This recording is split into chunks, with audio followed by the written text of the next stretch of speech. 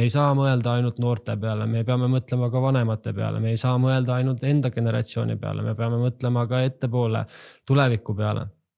Ja üldse näiteks me peame mõtlema, et inimesed ei liigita, seda on võib-olla nii-öelda siis olenevalt sinu poliitilistest vaadetest on võib-olla sul raske seda mõista või on raske vaadata maailma nagu niimoodi, et meil ei ole ainult mehed ja naised, meil on ka inimesed, kes identifitseerivad ennast mingisuguse teise,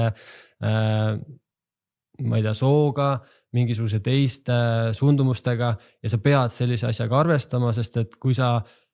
silmaklapid peas maailmas ringi liigud, siis üsna peagi avastad sa, et sul on raske leida kandidaate, sul on raske leida tippspetsialiste ja oma ettevõtet järgmistele kõrgustele viia. Ja üleüldiselt, kui me räägime kaasatusest, me ei saa jätta mainimata ka võrdset palka. Kui me vaatame Euroopat, Eesti on number 1 riik palgalõhe osas. Siin on kindlasti mingisugune ajalooline taak, mis meil nagu selline kaasavara. See olukord on kindlasti muutumas